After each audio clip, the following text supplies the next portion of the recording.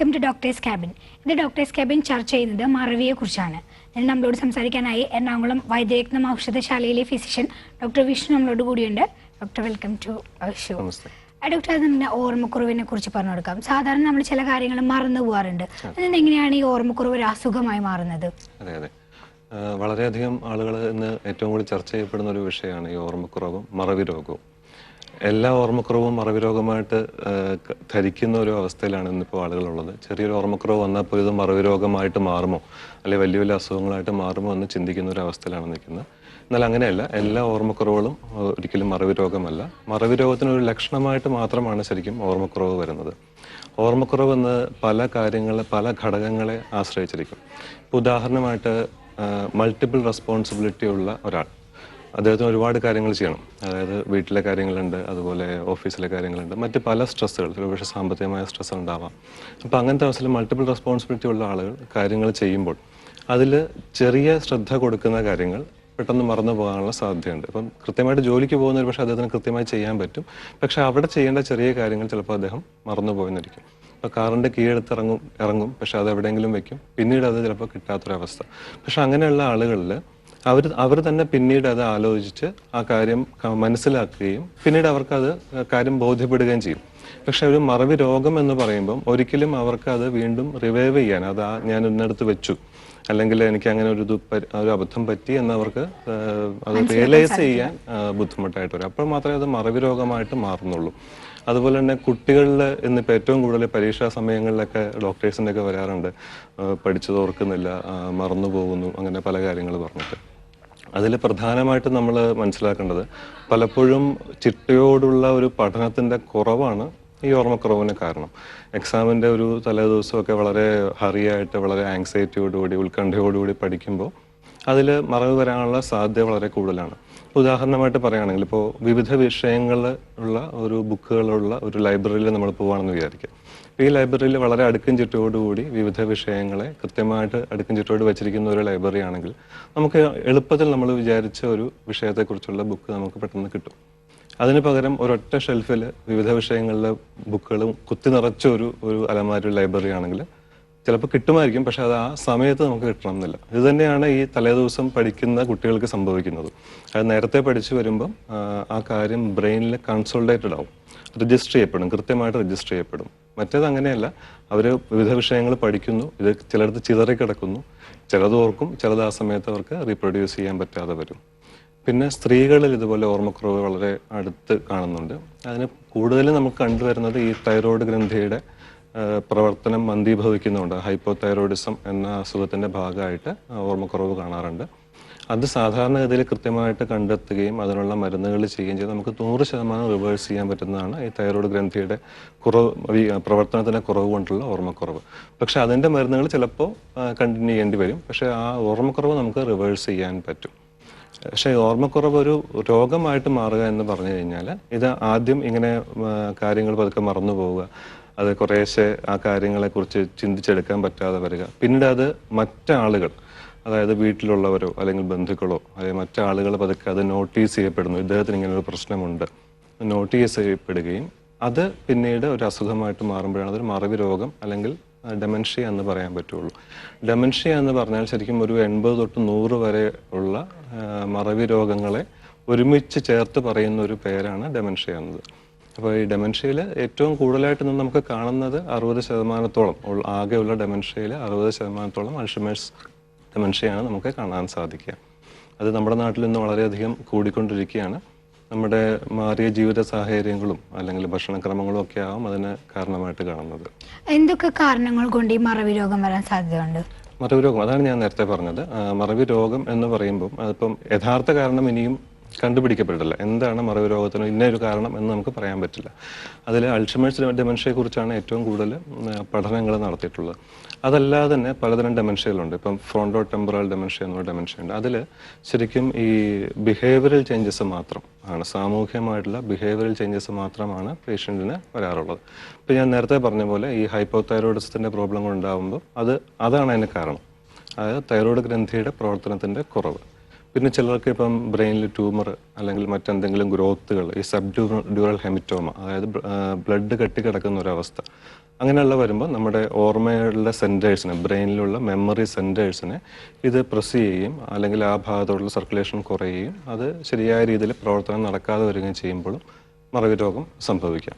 പിന്നെ അതുപോലെ tubercular meningitis, tuberculosis നമ്മളുടെ ബ്രെയിനിനെ എഫക്റ്റ് ചെയ്യുന്ന ഒരവസ്ഥ, ഇൻഫെക്ഷനാണ് ശരിക്കും. അങ്ങനെയുള്ള ഒരവസ്ഥയിലും ഇതുപോലെ തന്നെ നമുക്ക് ഓർമ്മക്കുറവ് സംഭവിക്കാം. പിന്നെ പ്രായാധിക്യം കൊണ്ടുവരുന്ന ഷ്രിങ്കേജ്, എപ്പോഴും നമുക്കറിയാം പ്രായം കൂടുന്തോറും നമ്മളുടെ ബ്രെയിൻ സെൽസിൻ്റെ ആ ഒരു പ്രവർത്തനം എല്ലാ കോശങ്ങൾക്കും, നമ്മുടെ ശരീരത്തിലെ എല്ലാ കോശങ്ങൾക്കും വരുന്ന അപചയം പോലെ നമ്മുടെ മസ്തിഷ്ക കോശങ്ങൾക്കും അപചയം സംഭവിക്കുന്നു.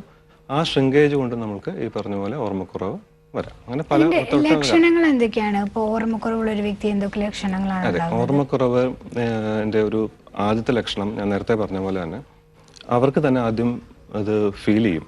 എനിക്ക് ഒരു ഓർമ്മക്കുറവുണ്ട്, അല്ലെങ്കിൽ ഞാൻ ഇന്ന സാധനം ഓർക്കുന്നില്ലല്ലോ, ഇന്ന സാധനം എടുത്ത് വെച്ചത് കണ്ടില്ലല്ലോ. അങ്ങനെ അവർക്ക് തന്നെ അത് ഫീൽ ചെയ്യും. പിന്നീട് അവർ കംപ്ലയിൻറ്റ് ചെയ്യുകയും ചെയ്യും. നമ്മൾ ഡോക്ടേഴ്സിനൊക്കെ വരുമ്പോൾ അവർ ആദ്യം കംപ്ലയിൻറ്റ് ചെയ്യും, ഇത് ഇന്ന പ്രശ്നങ്ങളുണ്ട് എനിക്കെന്ന്.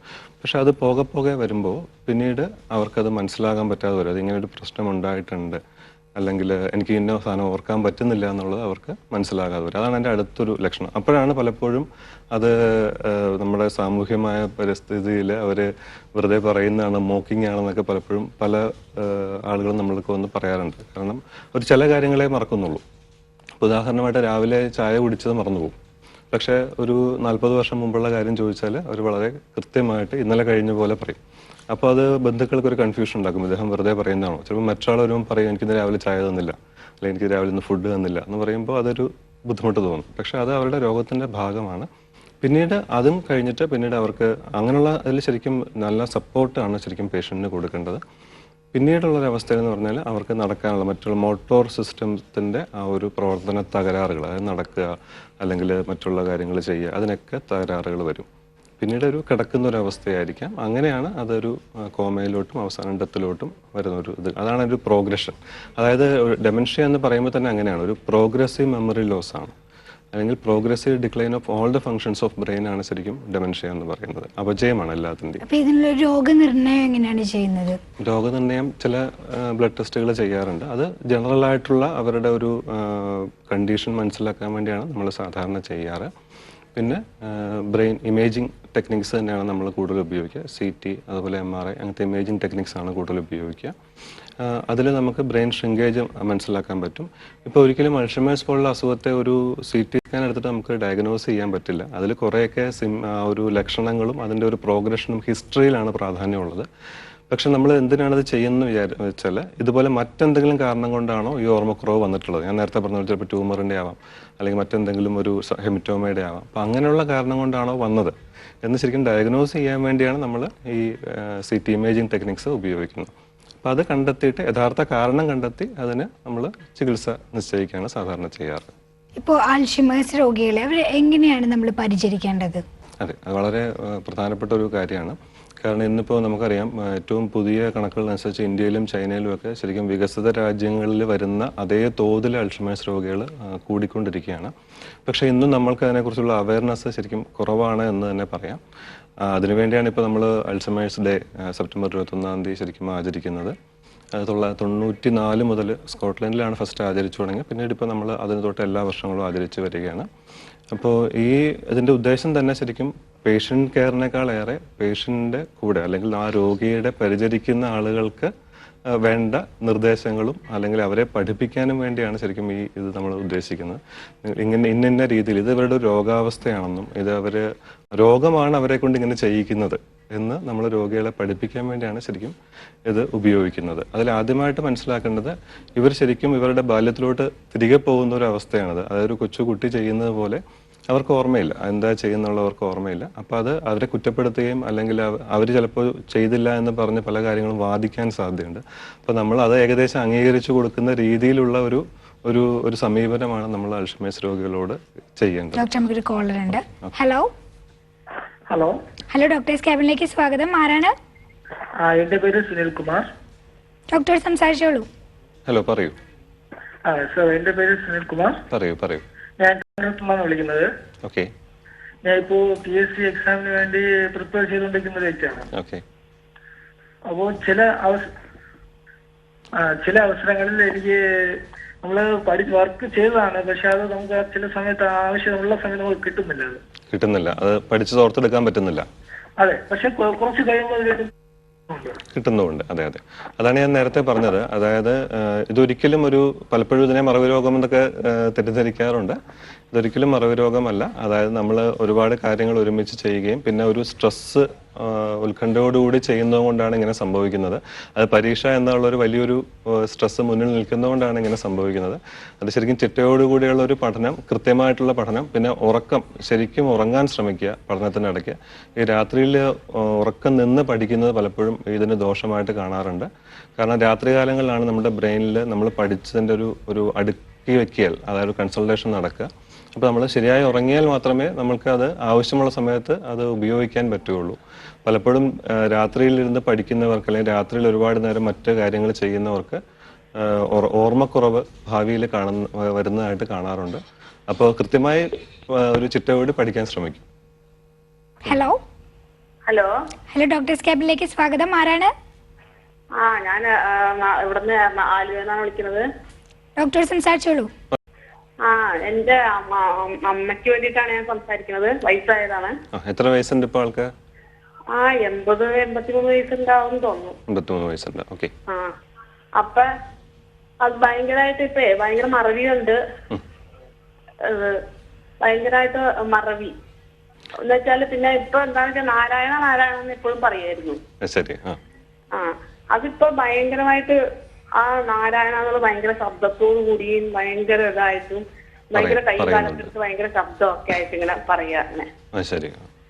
മറ്റുള്ള കാര്യങ്ങൾ മറന്നു പോകുന്നുണ്ടോ എന്നൊക്കെ ചോദിച്ചു കഴിഞ്ഞാൽ കഴിച്ചില്ല അതൊക്കെ ഭയങ്കര. പിന്നെ പഴയ കാലത്തെ കാര്യങ്ങളൊക്കെ നല്ല ഓർമ്മയുണ്ട് ഒക്കെ ഉണ്ട്.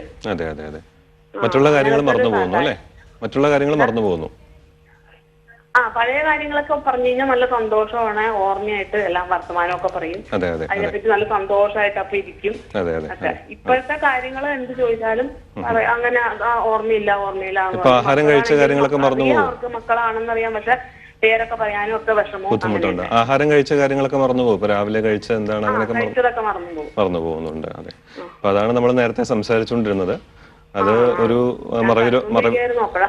അതെ അതെ ഒരു എന്താണ് ചെയ്യേണ്ടത് ആശുപത്രിയിൽ കൊണ്ട് കാണിച്ചു, അങ്ങനത്തെ ഇതിൽ കൊണ്ട് കാണിച്ചു. അതെ, നേരത്തെ ചികിത്സിച്ചോണ്ടിരിക്കുന്ന കൊണ്ട് കാണിച്ചു അവിടെ. അതെ അതെ അതെ, ഇപ്പൊ ഡോക്ടറെ കാണിച്ചിരുന്നോ? ഇവിടെ അമൃത ഹോസ്പിറ്റലില് ഡോക്ടറാണ് കാണിക്കുന്നത്. അപ്പൊ അവിടെ കൊണ്ടേ കാണിച്ചു. അപ്പൊ അവര് ഗുളിക പിന്നെ എന്തോ 2 കൂട്ടം ഗുളിക രാത്രി ഉറക്കത്തിനുള്ളതാണെന്ന് പറഞ്ഞു. പിന്നെ കാലത്തൊരു ഇത് ശാന്തരാവാനൊക്കെ പറഞ്ഞിട്ട് ഗുളിക വന്നിട്ടുണ്ട്, അത് കൊടുക്കണ്ട്. ഇതൊരു മറവി രോഗം തന്നെയാണ്. ഇപ്പം ആളുടെ പ്രായവും അതിനെ പറ്റി ആ ഒരു പ്രായത്തിലാണല്ലോ, 83 വയസ്സെന്ന് പറയുമ്പോൾ. അപ്പൊ നമ്മളുടെ ആ ഒരു തലച്ചോറിന്റെ ഒരു തലച്ചോറ് കുറച്ച് ചുരുങ്ങിയിട്ടുണ്ടാവും, ഷ്രിങ്കായിട്ടുണ്ടാവും. അപ്പൊ അതുകൊണ്ടാണ് അങ്ങനത്തെ ഒരു കാര്യങ്ങൾ അത് അവർക്ക് ഓർത്തിരിക്കാൻ പറ്റാത്തത്. പിന്നെ ഈ പഴയ കാര്യങ്ങൾ ഓർക്കുക എന്ന് പറഞ്ഞാൽ നമ്മളുടെ ബ്രെയിനിൽ ശരിക്കും നമ്മൾ ആദ്യം പഠിച്ചത് അല്ലെങ്കിൽ ആദ്യം മനസ്സിലാക്കിയ കാര്യങ്ങൾ ഏറ്റവും അടിയിലും പിന്നീട് കാര്യങ്ങൾ വന്ന് അതിന്റെ മുകളിലായിട്ടാണ് ശരിക്കും സ്റ്റോർ ചെയ്യപ്പെടുന്നത്. അപ്പൊ സ്വാഭാവികമായിട്ടും അതിന് ഒരു നഷ്ടപ്പെടൽ വരുമ്പോൾ മുകളിൽ നിന്നുള്ള ഓർമ്മകൾ എപ്പോഴും നഷ്ടപ്പെടാനുള്ള സാധ്യത വളരെ കൂടുതലാണ്. അപ്പൊ ആദ്യം പഠിച്ച കാര്യങ്ങൾ, പേരുകൾ അല്ലെങ്കിൽ പഴയ ആളുകളുടെ കാര്യങ്ങളൊക്കെ വളരെ കൃത്യമായിട്ട് പറയാൻ പറ്റും. പക്ഷെ ഇന്ന് കഴിഞ്ഞ കാര്യങ്ങൾ അത്രയും പെട്ടെന്ന് പറയാൻ പറ്റില്ല. അതെ, അതാണ് ആ ഒരു രോഗത്തിന്റെ ലക്ഷണം ശരിക്കും. അപ്പൊ അത് നമ്മളത് മനസ്സിലാക്കിയിട്ട് അവരോട് നമ്മൾ കൂടുതൽ തർക്കിക്കാൻ നിൽക്കാതെ അവരെ ഒരു അനുഭാവപൂർവ്വം അല്ലെങ്കിൽ നമ്മൾ അവരെ അംഗീകരിക്കുന്ന രീതിയിൽ അങ്ങ് പെരുമാറുകയാണ് ഇതിനകത്ത് ശരിക്കും ചെയ്യേണ്ടത്. പിന്നെ ഈ മരുന്നുകൾ കൊണ്ട് നമുക്ക് കുറച്ച് ഒരു ബ്രെയിനിനെ ഒന്ന് ശാന്തമാക്കാനും അതുപോലെ അവർക്ക് ഉറക്കമൊക്കെ ശരിയാക്കാനും ഒക്കെ കുറെ സഹായകമാകും. 100% അത് നമുക്ക് തിരിച്ച് പഴയ പോലെ ആക്കാൻ ബുദ്ധിമുട്ടാണ് മരുന്നുകൾ ഉപയോഗിച്ചാലും. അതാണ്, ശ്രദ്ധിക്കുക. ഡോക്ടർ, ഇപ്പൊ ഏതൊക്കെ ഗ്രൂപ്പിലുള്ളത്, ഏതൊക്കെ പ്രായക്കാരിൽ ഈ ഓർമ്മക്കുറവ് വരാനുള്ള സാധ്യതയുണ്ട്? അതെ അതെ, ഈ ഡെമൻഷ്യ എന്നത് ശരിക്കും നമ്മൾ പഠനപ്രകാരം 65 വയസ്സിന് ശേഷം വരുന്ന ഓർമ്മക്കുറവിനാണ് നമ്മൾ ഡെമൻഷ്യ എന്ന് പറയുന്നത്. പക്ഷേ ഇന്ന് അങ്ങനെയല്ല കാണുന്നത്. ഇപ്പം 65 വയസ്സിന് കണക്കനുസരിച്ച് 65 വയസ്സിന് മേലെയുള്ള ഒരാൾക്ക് 20 പേരിൽ ഒരാൾക്ക് ഡെമൻഷ്യ വരാനുള്ള സാധ്യത ഉണ്ടെന്നാണ് പറയുക. 80 വയസ്സിന് മേലെയാണെങ്കിൽ അത് 5-ൽ ഒരാൾക്ക് വരാൻ സാധ്യതയുണ്ടെന്നാണ് പറയുക. പക്ഷേ ഇന്നിപ്പോൾ നമുക്ക് 65 വയസ്സിൽ താഴെയും 50 വയസ്സിലും 40 വയസ്സുകളിൽ പോലും പലപ്പോഴും ഈ ഒരു അസുഖത്തിന്റെ തുടക്കം കാണാറുണ്ട്. ശരിക്കും ആദ്യമായിട്ട് ഈ അൾഷിമേഴ്സ് ഡിസീസ് എന്നുള്ളത് കണ്ടുപിടിച്ചത് ഡോക്ടർ അലോയ് അൾഷിമേർ എന്ന് പറയുന്ന ആൾ കണ്ടുപിടിച്ചത് തന്നെ 51 വയസ്സുള്ള ഒരു ലേഡിയിലാണ് ഈ രോഗത്തെക്കുറിച്ച് ആദ്യം അദ്ദേഹം മനസ്സിലാക്കിയത്. അപ്പോൾ പ്രായം ഒരു പ്രധാന ഘടകമല്ലെങ്കിലും പൊതുവെ നമുക്ക് 65 വയസ്സിന് മേലെയാണ് ഇതിനുള്ള സാധ്യതകൾ കൂടുതലെന്ന് പറയാം. ഡോക്ടർ നമുക്ക് കോളർ ഉണ്ട്. ഹലോ ഹലോ, ഡോക്ടേഴ്സ് ക്യാബിനിലേക്ക് സ്വാഗതം. ആരാണ്? രാകേഷ്. ഡോക്ടർ സംസാരിച്ചോളൂ. പറയൂ. എനിക്ക് 38 വയസ്സായി. ശരി, പറയൂ. പിന്നെ ഡ്രിങ്ക്സ് കഴിക്കായിരുന്നു. എന്റെ ഫ്രണ്ടിന്റെ ഇതായില്ല, എനിക്കും ഇതേപോലെ ഭക്ഷണം കഴിച്ചാല് ഓർമ്മക്കുറവ് അറിയില്ല. ഞാൻ ഈ ഡ്രിങ്ക്സിന്റെ ആണോ ഒരു സംശയം, ആരും പറഞ്ഞിട്ടൊന്നുമില്ല. ഇല്ല. സ്ഥിരമായിട്ട് മദ്യം ഉപയോഗിക്കാറുണ്ടോ? വല്ലപ്പോഴും ഒരു 18 വയസ്സിന് ശേഷം ഇത്രയും കാലം ഇടയ്ക്കിടയ്ക്ക് സാധാ. അല്ല, മദ്യപാനം ശരിക്കും ഓർമ്മക്കുറവിന് ഒരു കാരണമാകാം. പക്ഷെ അത് വളരെ കാര്യമായിട്ടൊരു മദ്യപാനം ഒരു രോഗം പോലെ ആകുമ്പോഴാണ് അത് ഓർമ്മക്കുറവിന് കാരണമാകേണ്ടത്. അപ്പോൾ വല്ലപ്പോഴും മാത്രമാണെങ്കിൽ അതുകൊണ്ട് വരേണ്ടതില്ല. പക്ഷെ മദ്യപാനം തീർച്ചയായിട്ടും ഓർമ്മക്കുറവിന് കാരണമാകുന്ന ഒരു കാര്യമാണ്. അപ്പോൾ നമ്മൾ മദ്യം ഉപയോഗിക്കുന്ന ഫ്രീക്വൻസി കുറയ്ക്കുക തന്നെ വേണം, അത് കൂടുതലാണെങ്കിൽ.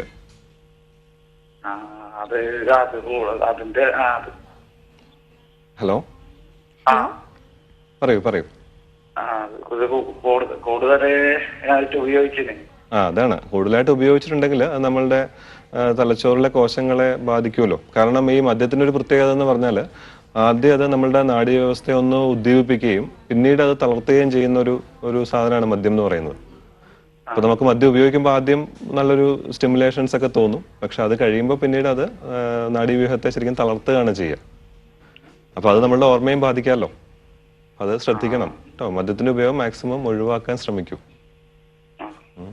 ഡോക്ടേഴ്സ് ക്യാബിനിലേക്ക് വിളിച്ചതിന് നന്ദി. ഡോക്ടർ കോളർ പറഞ്ഞ പോലെ അമിത മദ്യപാനം, അമിതമായി പുകവലി, തീർച്ചയായിട്ടും ഇതെല്ലാം ഇതിനൊരു കാരണമാകും. ഇതെല്ലാം നമ്മളുടെ ബ്രെയിൻ സെൽസിനെ ബാധിക്കുന്ന കാര്യങ്ങളാണ്. ഇതിൽ പലതും ഇപ്പൊ ഈ പറഞ്ഞ പോലെ ഇതൊക്കെ നമ്മൾ ഇപ്പൊ അദ്ദേഹം 38 years എന്ന് പറഞ്ഞു. അത് ഇനി ശരിക്കും ശ്രദ്ധിക്കാമെങ്കിൽ തന്നെ നമുക്ക് അതിനെ പൂർണ്ണമായിട്ടും റിവേഴ്സ് ചെയ്യാൻ പറ്റും. കാരണം അത്രയ്ക്ക് ഡാമേജ് വന്നിട്ടുണ്ടാവുള്ളൂ. അദ്ദേഹം പറയുന്ന അനുസരിച്ച് വളരെ കുറച്ചാണ് ഉപയോഗിച്ചിരുന്നതെങ്കിൽ. അപ്പോൾ അത് വളരെ ശ്രദ്ധിക്കണം. പുകവലി മദ്യപാനം കുറയ്ക്കാൻ തന്നെ ശ്രമിക്കണം തീർച്ചയായിട്ടും. ഇപ്പോൾ മറ്റു ട്രീറ്റ്മെന്റിന് വ്യത്യസ്തമായിട്ട് ആയുർവേദത്തിൽ എന്തൊക്കെ സ്പെഷ്യൽ ട്രീറ്റ്മെന്റ്സ് ആണ് ഓർമ്മക്കുറവിന് കൊടുക്കുന്നത്? ഓർമ്മക്കുറവ് എന്നതിന് ശരിക്കും ആയുർവേദത്തിൽ അറിയാമല്ലോ, നമ്മൾ അസുഖം വന്നിട്ട് ചികിത്സിക്കുന്നതിനേക്കാൾ മുമ്പ് അസുഖം വരാതെ നോക്കുക എന്നുള്ളൊരു രീതിയിലാണ് എപ്പോഴും ആയുർവേദ ചികിത്സകൾ പോവുക. അതുകൊണ്ട് തന്നെ ഒരു പ്രിവെന്റീവ് മെഷർ എന്ന രീതിയിൽ ആയുർവേദത്തിൽ ഏറ്റവും പ്രധാനമായിട്ട് പറയുന്നത് നെയ്യിൻ്റെ ഉപയോഗമാണ്. ഘൃതസേവ. എല്ലാ ആഹാരങ്ങളുടെ കൂടെയും അല്പാൽപ്പം നെയ്യ് ചേർത്ത് കഴിക്കുന്നത്. നെയ്യിൻ്റെ ബേസ് ശരിക്കും നമ്മളുടെ ബ്രെയിൻ സെൽസിനെ ഉദ്ദീപിക്കാൻ വളരെയധികം സഹായമായിട്ടൊരു ഇതാണ്. അത് നമ്മൾ മരുന്നാണെങ്കിലും ആഹാരങ്ങളുടെ കൂടെയാണ് നെയ്യിൻ്റെ ഉപയോഗം നല്ലതാണ്. പിന്നെ ചില പ്രത്യേക മരുന്നുകൾ ഇപ്പം നമ്മുടെ വീടുകളിൽ തന്നെ നമുക്ക് വെച്ചുപിടിപ്പം കുടങ്ങൽ, ബ്രഹ്മി അല്ലെങ്കിൽ ശംഖുപുഷ്പം അങ്ങനെയുള്ള നമ്മുടെ വീടുകൾ തൊടിയിലോ അല്ലെങ്കിൽ ചട്ടിയിലൊക്കെ വെച്ച് പിടിപ്പിച്ചാൽ അതിൻ്റെ നീരിടിച്ച് പിഴിഞ്ഞിട്ട് ഒരല്പം നെയ്യ് ചേർത്ത് കഴിക്കുന്നത്. അതിപ്പം ഇങ്ങനെ അസുഖം വന്നതിന് ശേഷമല്ല, ഇടയ്ക്ക് വല്ലപ്പോഴും ഒക്കെ അത് ഉപയോഗിക്കുന്നത് വളരെ ചെറിയ കുട്ടികൾക്ക് കൊടുക്കുന്ന പോലെ വളരെ കുറേശ്ശെ കൊടുക്കുന്നത് വളരെ നല്ലതാണ്. പിന്നെ ഇപ്പം ഇതുമായിട്ട് ആയുർവേദത്തിൽ ബന്ധപ്പെട്ടൊരു കാര്യമല്ലെങ്കിലും അൾഷിമേഴ്സിനെ കുറിച്ച് പഠനം നടത്തിയതിൽ കണ്ടത് 3 കാര്യങ്ങൾ പ്രിവെൻറ്റ് ചെയ്യുന്നതാണ് അവർ അതിൻ്റെ ഒരു പഠനത്തിൽ കണ്ടത്. ഒന്ന്, നമ്മുടെ ഫിസിക്കൽ എക്സസൈസ്. നമ്മൾ കൃത്യമായിട്ടുള്ള എക്സസൈസ്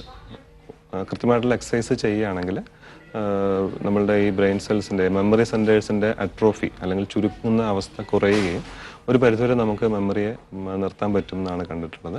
രണ്ടാമത് ഡയറ്റാണ്. ഡയറ്റിൽ ഈ അമിനോ ആസിഡ്സ് ചേർന്നിട്ടുള്ളത് ഇപ്പം മീൻ, മത്സ്യം അല്ലെങ്കിൽ വെജിറ്റബിൾസ്, ആൻറ്റി ഓക്സിഡൻസ് ചേർന്ന ഭക്ഷണങ്ങളൊക്കെ ഇതിനെ പ്രിവെൻറ്റ് ചെയ്യാൻ സഹായിക്കുന്നതായിട്ട് കാണുന്നുണ്ട്. മൂന്നാമത് ബ്രെയിൻ ടീസേഴ്സ് ആണ്. ബ്രെയിൻ ടീസേഴ്സ് എന്ന് പറയുമ്പോൾ നമ്മൾ എന്നും എന്തെങ്കിലും ഒരു കാര്യം പുതിയ പഠിക്കാൻ ശ്രമിക്കുക. പിന്നീട് അതുപോലെ തന്നെ ഇപ്പോൾ സുഡോകു, ക്രോസ് വേർഡ്, പിന്നെ അതുപോലെ തന്നെ ചെസ്സ്, അങ്ങനെയുള്ള കാര്യങ്ങളിൽ നമ്മൾ മുഴുകുക. പിന്നെ സോഷ്യൽ ആക്റ്റീവായിരിക്കുക, എപ്പോഴും സോഷ്യലി ആക്റ്റീവായിരിക്കുക തുടങ്ങിയ കാര്യങ്ങളൊക്കെ ഇതിനെ ഹലോ ഹലോ ഡോക്ടേഴ്സ് ക്യാബിനിലേക്ക് സ്വാഗതം. ആരാണ്? ഇത് വള്ളൂരിൽ നിന്ന് വിജിതയാണ്. ഡോക്ടർ സംസാരിച്ചോളൂ. പറയൂ. Hello doctor. ഹലോ, പറയൂ. ഇത് വള്ളൂരിൽ നിന്നാണ്. പറഞ്ഞോളൂ. എന്താ എനക്ക് വേണ്ടിയിട്ടാണ് ഞാൻ വിളിക്കുന്നത്. പറയൂ. എനിക്ക് 32 വയസ്സായി. ഞങ്ങൾക്ക് കുറച്ച് നാളായിട്ട് ഞാൻ ഇപ്പൊ എവിടെയും ഒരു യാത്ര പോയാല് ചിലപ്പം വീട്ടിനടുത്ത് തന്നെ പോയാൽ എവിടെ എത്തിയെന്ന് എന്നാണ് വീട്ടിലേക്ക് പോകുന്ന വഴി എനിക്ക് മനസ്സിലാവുന്നില്ല. അങ്ങനെ ഒരു അടുത്തുള്ള ചോദിച്ചിട്ട് വീട്ടിലേക്ക് എത്തേണ്ട ഒരു സ്ഥിതി ഇങ്ങനെ ഇത് വരുന്നത്. ശരി, എല്ലാം വളരെ ധൃതിയായിട്ട് ചെയ്യുന്ന ഒരാളാണോ? കുറച്ച് സമയത്തേക്ക് പെട്ടെന്ന് നമുക്ക് ഉറപ്പ് കിട്ടുന്നുണ്ട്. ഇതിനോട് കഴിവുള്ള ഞാൻ അടുത്തത് എന്റെ വീട്ടിൽ പോയിട്ട് എന്റെ ഭർത്താവിന്റെ വീട്ടിൽ എന്റെ വീട്ടിലേക്ക് പോയിട്ട് ബസ് ഇറങ്ങി. അത് എങ്ങോട്ടാ പോകേണ്ടത് എനിക്ക് മനസ്സിലാവുന്നില്ല. അങ്ങനത്തെ ഒരു അവസ്ഥ വരും. ശരി, എല്ലാം വളരെ ധൃതിയായിട്ട് ചെയ്യുന്ന ആളാണോ? എങ്ങനെയാണ്? അതെ അതെ, എല്ലാം വളരെ ഹറിയായിട്ട് ചെയ്യുന്ന ഒരു രീതി ഉണ്ടല്ലേ? ഉണ്ട്. അപ്പൊ അതാണ് അവിടെ പ്രശ്നമുള്ളത്. നമ്മൾ ഒരുപാട് കാര്യങ്ങൾ ചെയ്യുമ്പോഴാണ് ഈ ബുദ്ധിമുട്ട് വരുന്നത്. നമ്മൾ പോകുമ്പോൾ അവിടെ ആ ഒരു കാര്യത്തിൽ മാത്രം കോൺസെൻട്രേഷൻ ഇല്ലാത്തതുകൊണ്ടാണ്. ശ്രദ്ധയാണ് ഓർമ്മയുടെ അടിസ്ഥാനം എന്നാ പറയാ. അപ്പോൾ ചെറിയൊരു പല കാര്യങ്ങൾ ഒരുമിച്ച് ചെയ്യാൻ ശ്രമിക്കുന്നതുകൊണ്ടും ആ ശ്രദ്ധ അല്പം കുറയുന്നതുകൊണ്ടാണ് ഇങ്ങനെ സംഭവിക്കുന്നത്. ഇപ്പൊ നമ്മളൊരു പിന്നെ വീട്ടിലേക്ക് പോണ വീട് ഇതല്ലേ, മറ്റവരോട് ചോദിച്ചിട്ട് പോകേണ്ട അവസ്ഥയുണ്ട്. അതങ്ങനെ കൂടുതലായിട്ട് കാണുന്നുണ്ടെങ്കിൽ തീർച്ചയായിട്ടും ഒരു ഡോക്ടറെ സമീപിക്കേണ്ടതുണ്ട്. കാരണം നമ്മൾ സ്ഥിരം പോകുന്ന വഴികൾ നമുക്ക് മനസ്സിലാക്കാൻ പറ്റുന്നില്ല എന്ന് പറഞ്ഞാൽ നമ്മൾ ഒരു ഡോക്ടറെ സമീപിക്കേണ്ടതുണ്ട്. അപ്പൊ അദ്ദേഹത്തെ അത്രേ ഉള്ളൂ. അതുകൊണ്ടാണ് ഞാൻ ആദ്യം പറഞ്ഞത് അതൊരു പക്ഷേ നമ്മുടെ ശ്രദ്ധയുടെ ഒരു കുറവായിരിക്കാമെന്ന് പറഞ്ഞത്. പക്ഷെ അത് വീണ്ടും നീണ്ടു നിൽക്കുന്നുണ്ടെങ്കിൽ നമ്മൾ തീർച്ചയായിട്ടും ഒരു ഡോക്ടറെ സമീപിക്കണം. എന്നിട്ട് അതിന്റെ ടെസ്റ്റുകളും കാര്യങ്ങളും ചെയ്തിട്ട് നമ്മൾ അതിന് വേണ്ട രീതിയിലുള്ള ചികിത്സകൾ, ഇപ്പൊ ആയുർവേദം ആണെങ്കിലും അതിന്റെ ചികിത്സകൾ തേടണം നമ്മൾ. ഡോക്ടേഴ്സ് ക്യാബിനിലേക്ക് വിളിച്ചതിന് നന്ദി. ഡോക്ടർ, അപ്പം നമ്മുടെ ഇന്നത്തെ സമയം തീരുവാണ്. ഡോക്ടേഴ്സ് ക്യാബിൻ മറ്റൊരു വിഷയമായി നാളെ വീണ്ടും കാണാം. നന്ദി.